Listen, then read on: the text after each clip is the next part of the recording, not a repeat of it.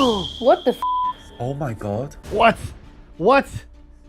Oh my god. Oh my god, she's a monster! Oh my god. Oh my goodness gracious me. What the heck? Oh, you just f***ing ripped it. Wow. Oh my god. Holy crap. Oh, she scares me now.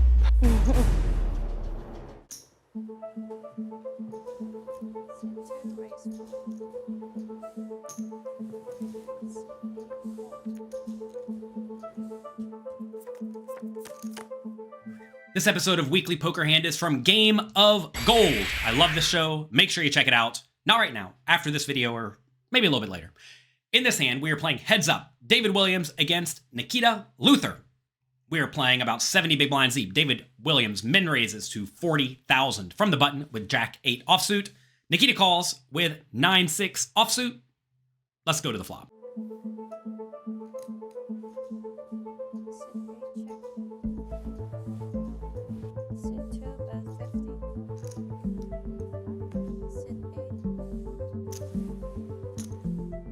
The flop comes Jack of diamonds, 7 of diamonds, 5 of spades. Nikita has 9 of hearts, 6 of diamonds with a backdoor flush draw, so a gut shot. An overcard to the 7, pretty decent hand. Dave Williams has top pair, pretty much the nuts when you're playing heads up. Nikita checks, David Williams bets 50K, and then Nikita has to figure out if she should call or raise. Folding is absolutely out of the question. If you're trying to fold gut shot straight draws heads up to 1 bet, it's probably not good, especially if you have any sort of overcard to any of the cards on the board. So she calls in this scenario. I think raising is also very viable. It's a draw that you can check raise and then reasonably fold if you get re-raise. Not that that should happen all that often. That said, calling's very good too. She calls. Let's go to the turn. Oh, this is nice. It goes check, check, bet. Sick. It's not 8.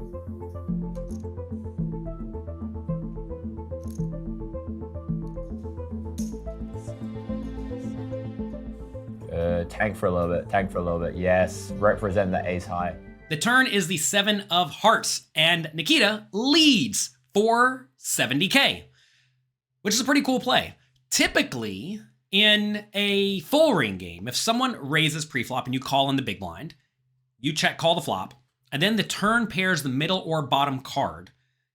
This is a pretty good spot for the flop check caller in the big blind because you're going to call with all sorts of mediums cards preflop, like a 7 or a 5 in this scenario. And you're pretty much always going to check call the flop with those hands. Whereas your opponent may not bet with all of their 7s or 5s on the flop. They're just going to let it go check, check because those are somewhat clear marginal made hands. However, playing heads up, that's a little bit different because both players' ranges are far wider to the point that David's going to be playing a lot of hands containing a 7 and a 5 preflop, and he's going to bet a lot of them on the flop because pairs are just way better heads up. So I'm not sure this is the best play in this scenario in general, because David could easily have a whole lot of 7s and 5s and a jack is just never folding. But if she is going to lead, this is a really good hand to lead with, because if she checks and David bets, you don't really want to call with a 9 high out of position, go into the river. And I did check. You don't really want to check call because then you'll have 9 high going to the river. There we go. We found it. And check raising's pretty dicey too because David could just easily have a jack or a 7 that's never going to fold. So I think this is a spot where leading certainly does make some sense. I don't think I would have done it. I probably would have just check folded, but she goes for it. Let's see how David proceeds.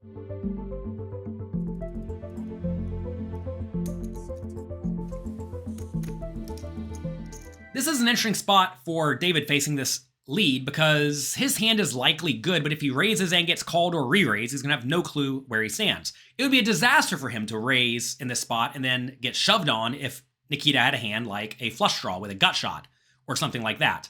So with top pair with a marginal kicker, calling is the only play that makes sense, even though you would like to try to price out draws or make them fold immediately. But sometimes it can be against a 7, and if you're against a 7, well, obviously you don't want to be raising the jack. He calls. Let's go to the river. The beautiful bluff card. He has top pair. She has to go for a big bluff here. Is it going to work? Unfortunately, we don't have 6-8. Yeah, I think she'll shut down on this one.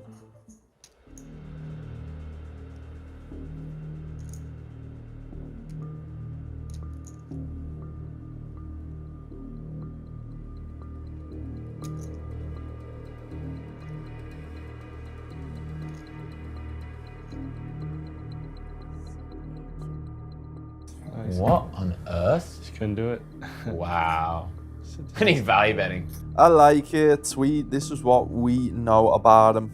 I'm somewhat surprised to see Nikita check on this river when the 4 of diamonds comes in, because if you consider a lot of her hands that would want to lead on the turn, they're going to be hands like flush draws, which just made a flush, and also hands like 6-3 for a junky draw, or maybe 8-6 for an open-ended straight draw. And if she had a 7, she could be very confident betting with a 7. So, especially when she has the 6 of diamonds in her hand, which blocks some auto calls for David, such as 8-6 and the diamonds, I think this is a pretty good hand to bluff, because you really do not want to let it check through, because then you just automatically lose. Typically, when you're bluffing the turn and you have just a total no showdown value hand, those are usually pretty good ones to bluff, again, on the river, and that's especially true if you have some hands in your range that could check and then conceivably win at the showdown. Perhaps something like, I don't even know, King 6 or Queen 6. Maybe King 6 is a better example because King High could conceivably let it go check, check, and win. I'm not sure if she has any of those in her range in this scenario. You have to be a little bit careful in spots where you are leading very frequently, especially if you're leading with a lot of junky bluffs, because you may end up with too many of them on the river. But on this particular river, the 4 of diamonds that completes the flush and some straights, you're going to get to bluff a ton. And when you do bluff the river, you typically want to bet very big because you're trying to make a jack or a 5 fold. That said, she checks. Let's see if David goes for value.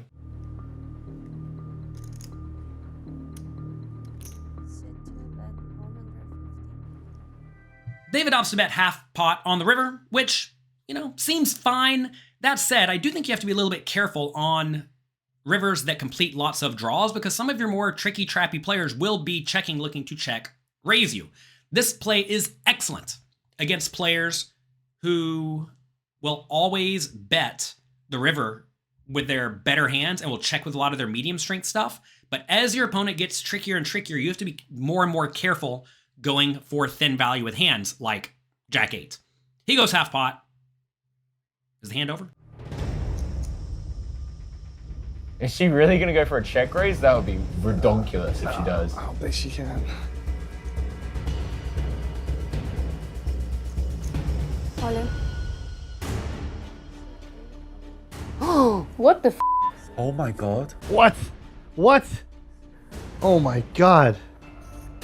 All in.